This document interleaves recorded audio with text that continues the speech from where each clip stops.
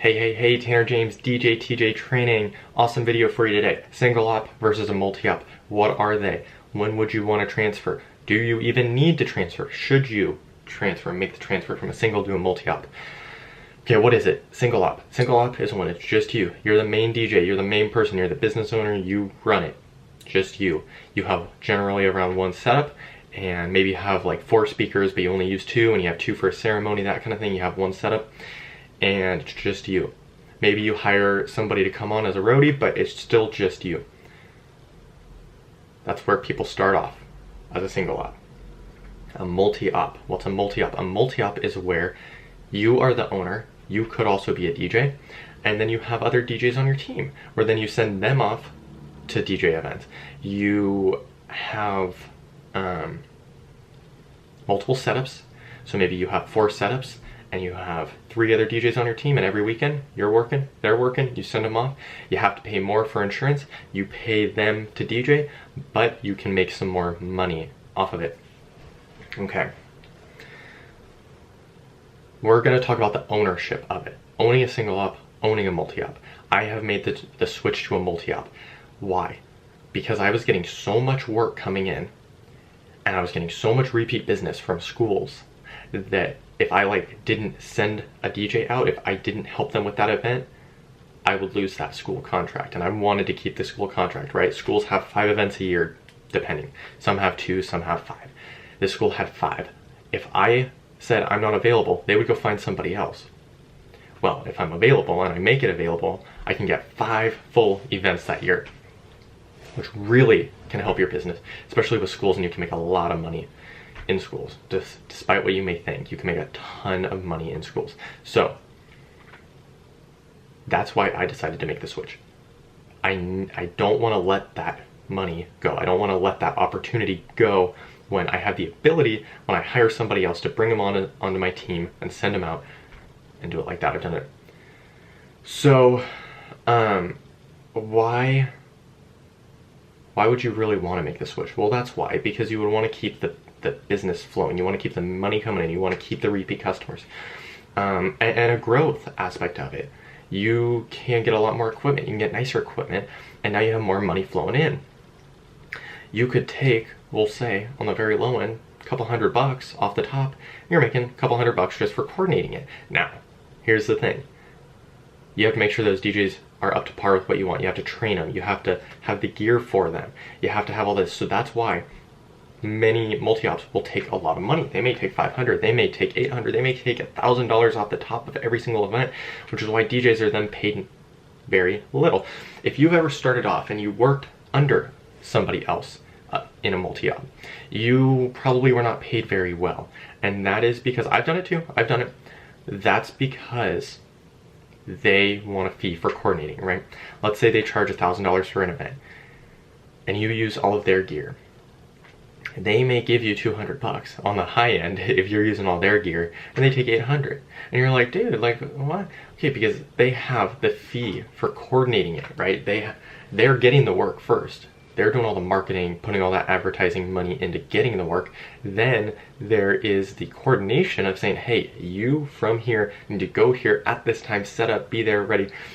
They have the insurance, hopefully, to cover you, because it is more expensive to cover multiple DJs, right?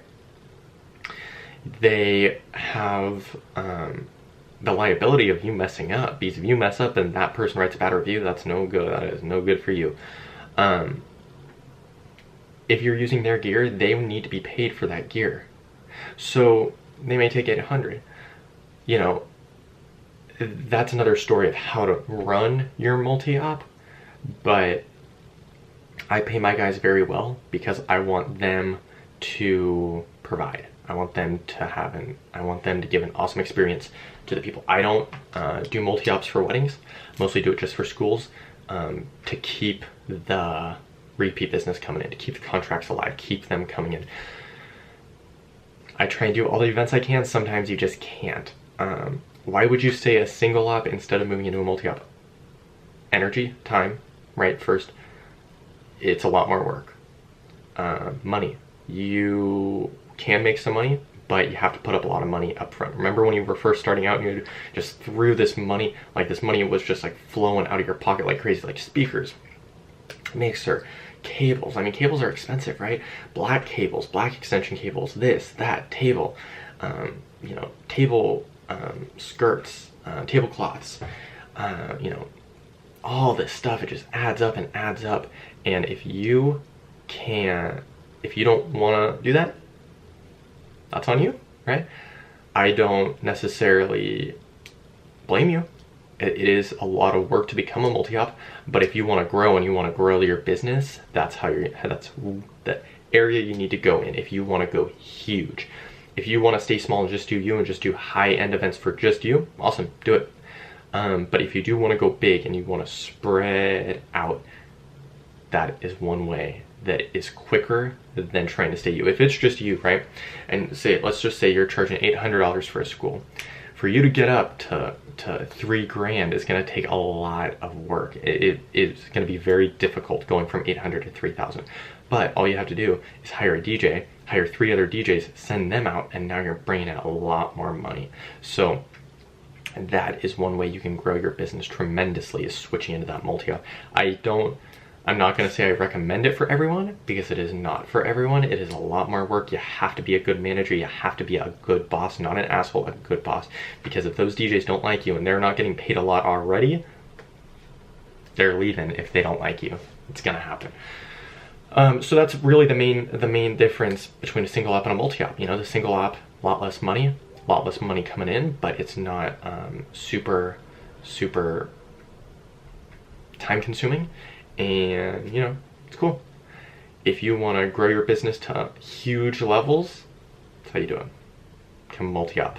It sucks, but sometimes that's what you have to do. You can still be awesome as a single op. You can, and I was for a long time, but when I started getting these schools coming in and I'm like, look, I can't risk losing this huge contract with this school, by saying I'm unavailable. You know, you have to sometimes do what you got to do, and that's what I did, and I love it. I don't regret it. I'm still doing it, right? Still doing it, but there are some times that it does suck. It does suck, but it's awesome. I love it. I recommend it. Not to everybody though. You have to be ready for it. Be ready going into it. Mentally, you have to be ready. And the money, and you know, you can rent some speakers from this guy, but you know, it's still gonna cost money. So plan it out before you decide to make the jump. That's what I would say. Plan out everything. Figure out exactly how much it's gonna cost. Make sure you have the ability to get that money to buy the equipment or rent it or whatever it may be. Tanner James, DJ TJ Training. Thank you for checking out the video.